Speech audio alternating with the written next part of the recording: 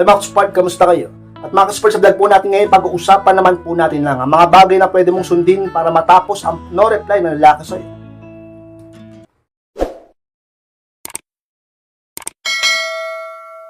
At kung handa na kayong lahat, magsara po tayo. At muli, be inspired!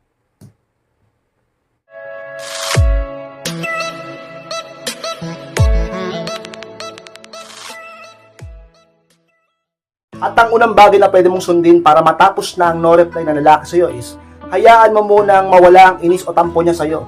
Yan ang unang bagay na pwede mong sundin, tandaan at gawin upang ka-inspired ang isang lalaki ay mag-reply na sa'yo. Sapagkat ka-inspired, ang mga kalakihan ay nagiging emotional din yan. Akala nyo ba kayo lang? Tao rin naman din kami. Pero magkaiba nga lang. Minsan o kadalasan ng isang babae, kayo, pag naging emotional, minsan gusto nyo makipagtalo. Gusto nyo kausapin talaga yung tao. Diba? Minsan nga gusto pang mang-away. Pero iba ang mga kalalakihan. Iba ang lalaki, iba kami kapag naging emosyonal. Minsan gusto namin ng katahimikan. Gusto namin mapag-isa. Ang problema, minsan yung babae talaga nakikipagtalo pa at nangungulit pa. Huwag kang ganyan ka-inspired. Hayaan mo munang pumupa ang inis niya sa'yo. Pumupa ang init ng ulo niya. Mawala ang tampo niya. Eh paano kung gagawin yung ka-inspired? Huwag mo muna siyang guluhin. Hayaan mo muna siya. Diba? Bigyan mo siya ng pagkakataong makapag-isip-isip at unti-unting bumalik ang halaga mo sa kanya. Hindi yung masyado kang masyado kang sabihin nating naghahabol-habol ka pa sa kanya, di ba? Hayaan mo muna na mawala yung galit niya sa iyo. Kasi pag mataas ang emotional level ng isang tao, mahihirapan ka talaga dyan. Hindi makakapag-isip ng tama yan. At higit sa lahat, hindi makakapag-desisyon ng tama yan. Mamaya magkamali pa yung desisyon, makipaghiwalay sa iyo yan. O baka umanap pa ng sabihan ng babae. Diba? Ipagpalit ka pa sa iba. Kaya hayaan mo muna siya. Hayaan mo muna bumaba ang emotional level niya, mawala ang inis niya sa'yo, mawala ang tampo niya sa'yo, mawala ang galit niya, lumamig ang ulo niya. At maniwala ka sa akin ka-inspired, kapag ka nangyari yan, baka ang lalaki pa ang unang mag-message sa'yo.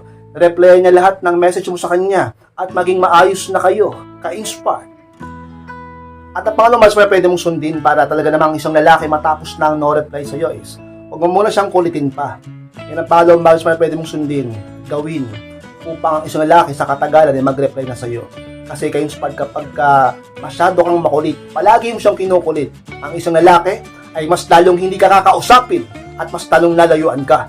Gusto mo bang mangyari yon? Talaga namang ka-inspired, baka tuluyang kanyang hiwalayan, baka tuluyang kanyang iwan, baka tuluyang kanyang ipagpalit. Kaya huwag kang masyadong makulit. Diba? Bigyan mo siya ng pagkakataon na makahinga, makapag-relax, makapag-isip-isip, at ibalik ang interest at attraction niya sa'yo. Dahil kahit siya, yun ang gusto niya. Diba? Sigurado ako doon dahil mahal ka niya. Ka-inspired kasi pag di ko siya kinulit, baka tuluyan niya akong iwan. Pag di ko siya kinulit, baka tuluyan siyang mawala o lumayo. Di mas lalo ka-inspired, lalayo yan kapag makulit ka. Ang mga kalakihan ayaw ng ganyan. Ayaw namin na yung babae naghahabol. Gusto namin kami yung naghahabol talaga. Totoo lang. Sa nature. Dahil lalaki yan eh. Diba? Ang problema ikaw, binabago mo ang nature.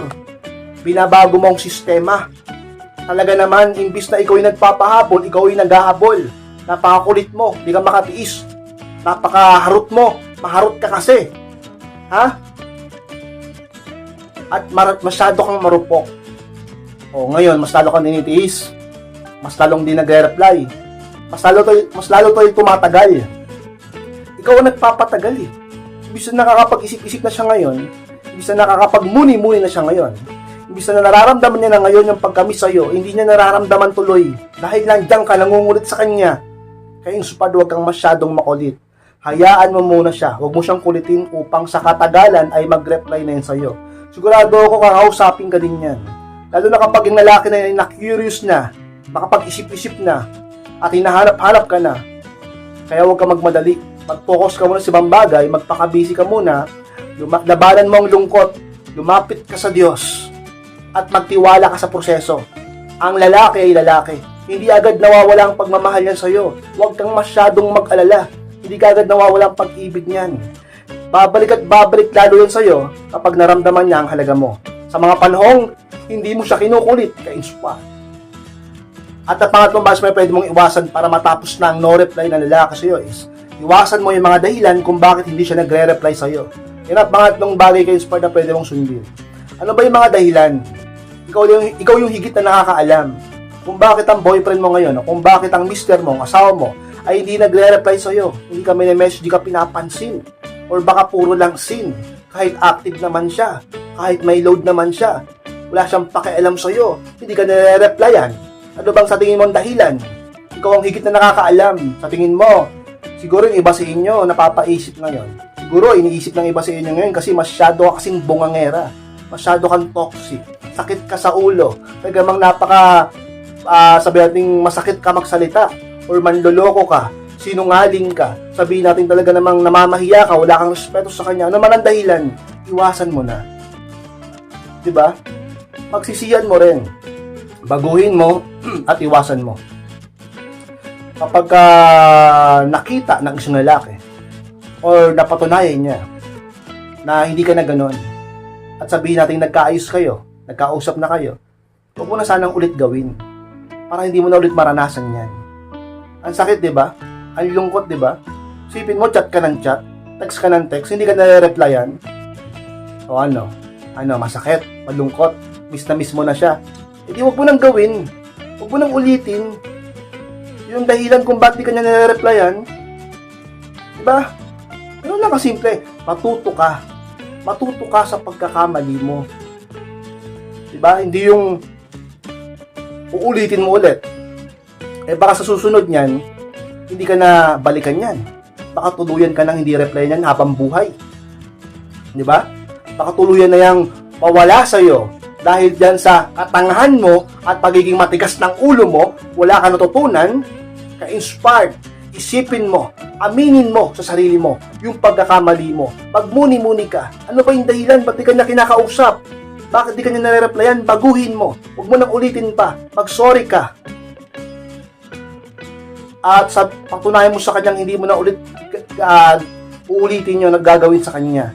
Upang ang isang lalaki ay mag-reply na sa'yo, kausapin ka at maging maayos na kayo dahil minsan pasaway ka rin, ka-inspired.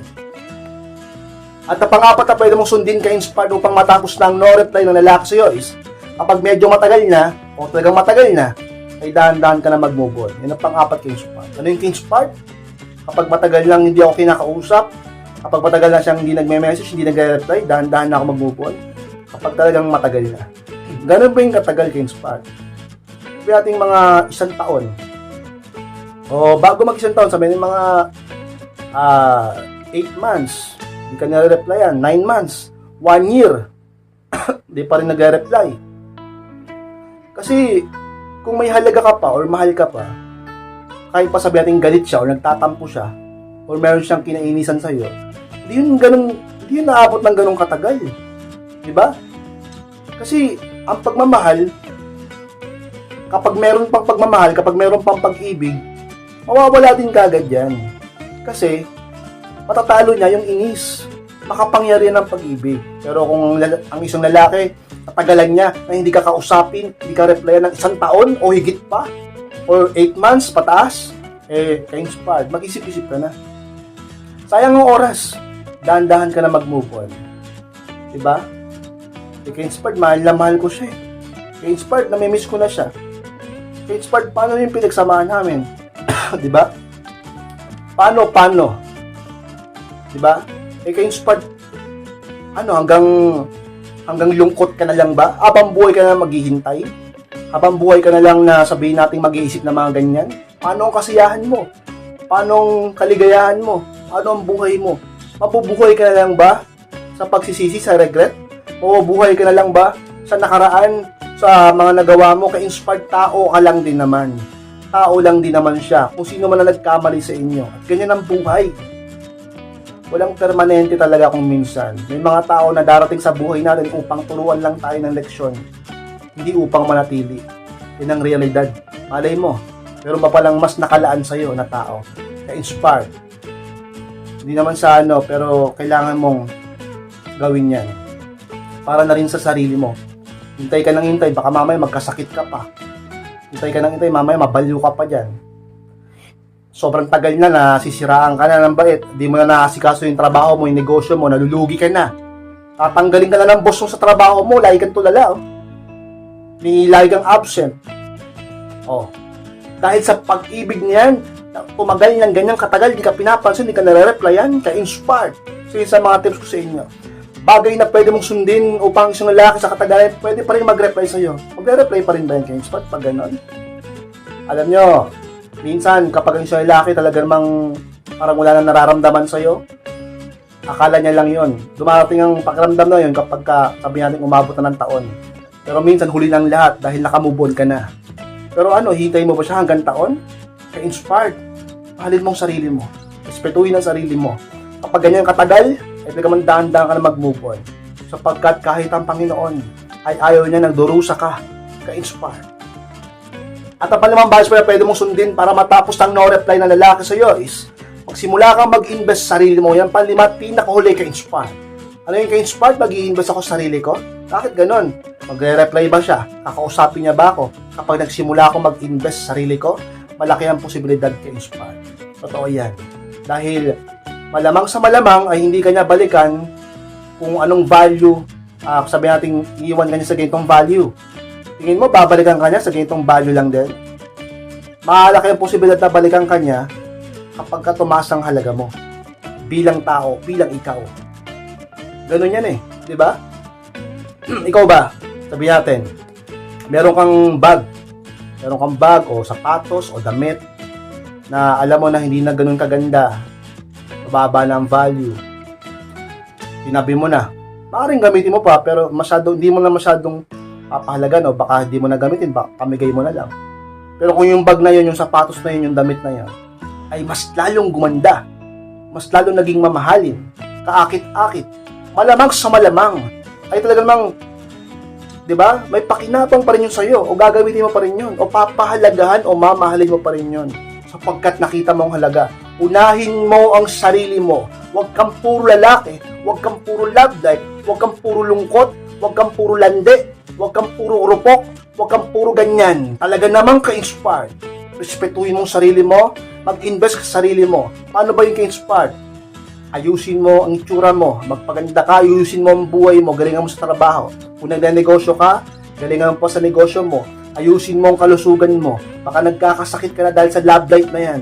Baka nagkakasakit ka, nakakahintay, kakaisip sa lalaki na yan.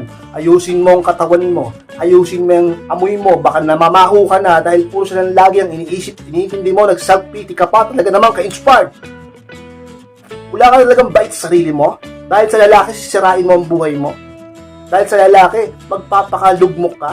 Dahil sa lalaki, magpapakabalo ka. Nang dahil sa lalaki, sisirain mo yung pangalan mo sa kumpanyang iningatan mo, tatanggalin ka lang dahil di ka na pumapasok.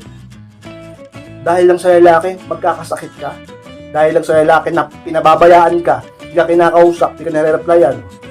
Ay sabihin natin, matatanggal ka sa trabaho mo, malulugi ang negosyo mo, dahil sa puro pag-ibig na laman ng utak mo, pag-inibis ka sa sarili mo, maging high value ka, at malamang sa malamang ay pagsisi siya at muli siyang bumalik sa iyo at mag-reply sa iyo at kausapin ka, ka-inspired. Sumasport na po na maraming salamat po mga ka-sport sa pagtapos po ng vlog nito. Sige pong kalimutan na mag-like, comment, share na rin po upang makatulong din tayo sa iba. At sa mga hindi pa po nakasubscribe ay pasubscribe na po mga ka-sport at click na rin po notification bell upang maging updated kayo pag may bago akong upload. At sa mga gusto magpa-coaching o magpa-advise, pakimess lang po ako sa aking Facebook, pakichat lang ako, ay po yung profile picture ko. At ako mismo mag-reply sa inyo. Pag-usapan natin yung mga problema sa pag-ibig and relationship. Maraming salamat mga ka-sport, mag-ingat kayong lahat. Mahal ko po kayo at muli, be inspired!